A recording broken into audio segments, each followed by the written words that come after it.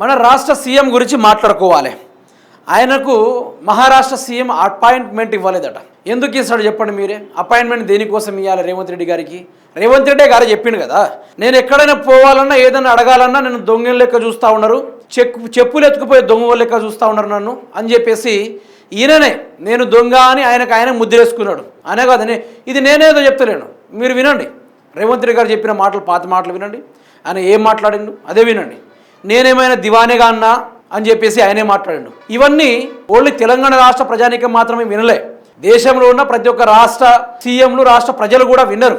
Social మీడియాలో ఈరోజు ఒక ఆప్షన్ వచ్చింది, తెలుగులో మాట్లాడినా కూడా వివిధ ప్రాంత భాషల్లోకి ట్రాన్స్లేట్ అయ్యే విధంగా వీడియోస్కి ఆ ట్రాన్స్లేషన్ ఆప్షన్ కూడా వచ్చింది.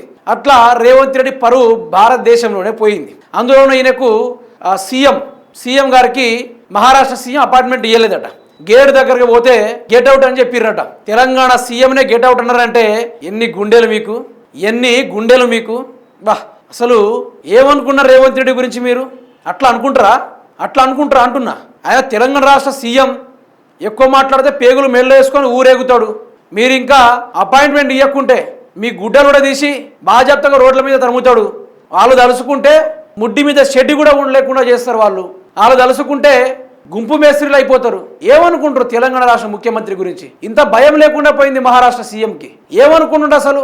అట్లెట్లా గెట్ అవుట్ అని చెప్తాడు? ఒక తెలంగాణ రాష్ట్ర సీఎం ఎవడైనా ఎక్కువ తక్కువ మాట్లాడితే పేగులు మెల్లేగుసుకొని ఊరేగుతా బిడ్డ అనే చెప్పేటోడు ఈ రోజు అంత చులకనగా చూస్తారా? ఇది పద్ధతా? న్యాయమా ఇది? కాబట్టి తెలంగాణ రాష్ట్ర ప్రజలందరూ ఏకం కావాలి. అందరూ మహారాష్ట్ర దగ్గరికి వెళ్ళి సీఎం క్యాంప్ ఆఫీస్ ముందు ధర్నాలు చేయాలి, లేదంటే వాళ్ళ పేగులు మెడలో వేసుకొని ఊరేగాలి. అయితే ఏం జరిగిందో ఒకసారి చూద్దాం, వినండి. మహారాష్ట్ర సీఎం అపాయింట్మెంట్ ఇస్తలేరు. రైతులకు 24 గంటలు ఉచిత విద్యుత్ కొనసాగుతుంది. వ్యవసాయ మోటార్లకు మీటర్లు పెట్టే ప్రసక్తే లేదు. ధాన్యం కొనని కేంద్రం వల్లే రైతులు ఇబ్బందులు. ముఖ్యమంత్రి రేవంత్ రెడ్డి అయితే దేనికోసం వెళ్ళాడో తెలుసా మహారాష్ట్రకి? ఈ తుమ్మిడిహెట్టి ఏదైతే ఉందో, ఈ తుమ్మిడిహెట్టి ఆ యొక్క ప్రాజెక్టు, తుమ్మిడిహెట్టి యొక్క బరాజు నిర్మించడానికి రేవంత్ రెడ్డి కొత్త పర్మిషన్ల కోసము మహారాష్ట్ర సీఎం పర్మిషన్ తీసుకోవడానికి వెళ్ళాడు. అయితే ఇవన్నీ తెలుసుకున్న మహారాష్ట్ర సీఎం ఏం చేసిందంటే, విలువ లేనోడు సబ్జెక్ట్ తెలియనోడు ఆ యొక్క తుమ్మిడిహెట్టి 150 మీటర్ల ఎత్తులో పడితే సగం ముప్పు ప్రాంతాలకు గురయ్యేది మహారాష్ట్రకు సంబంధించిన కొన్ని విలేజెస్, తెలంగాణ రాష్ట్రానికి సంబంధించిన కొన్ని విలేజెస్. అది టాప్ ప్లేస్లో పెడతారు కాబట్టి, టాప్ ప్లేస్లో చేస్తారు కాబట్టి అది కొట్టుకుపోయే అవకాశం ఉంటుంది. నిలకడగా నిలిపే అవకాశం మాత్రం ఉండదు. ఒకవేళ ఇది చేయదలుచుకుంటే కేసీఆర్ ఎప్పుడో చేసేటోడు. కేసీఆర్ అన్ని ముందు తెలుసు కాబట్టి కేసీఆర్ గారు ఏవైతే కొన్ని డౌన్ ప్రాంతాలు ఉంటాయో ఆ ప్రాంతంలోనే కొన్ని బరాజులు నిర్మించి తెలంగాణ కోసదాకా నీళ్లు తీసుకొచ్చారు. కానీ రేవంత్ రెడ్డి తమ్మిడిహెట్టి దగ్గర ఈ యొక్క బరాజుని కట్టి తెలంగాణని ముంచే కార్యక్రమాలు, అంటే తెలంగాణలో ఉన్న గ్రామాలన్నీ మునుగుడు.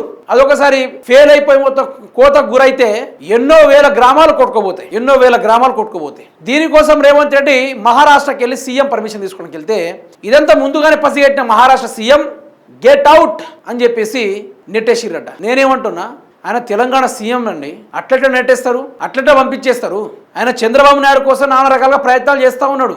ఎవరైనా తెలంగాణ రాష్ట్ర నీళ్ల గురించి కొట్లాడే వాళ్ళని చూసాం, తెలంగాణ నీళ్లు రావాలని చెప్పేసి ప్రయత్నం చేసే వాళ్ళని చూసాం. కానీ రేవంత్ రెడ్డి లాంటి ఎప్పుడైనా చూసారా మీరంటే? చూడలేరు. అట్లాంటి చూడలేరు. గురువు యొక్క కళ్ళలో ఆనందం చూడడానికి తెలంగాణ ప్రజల గొంతులు కోయడానికి సిద్ధంగా అయ్యిండు రేవంత్ రెడ్డి.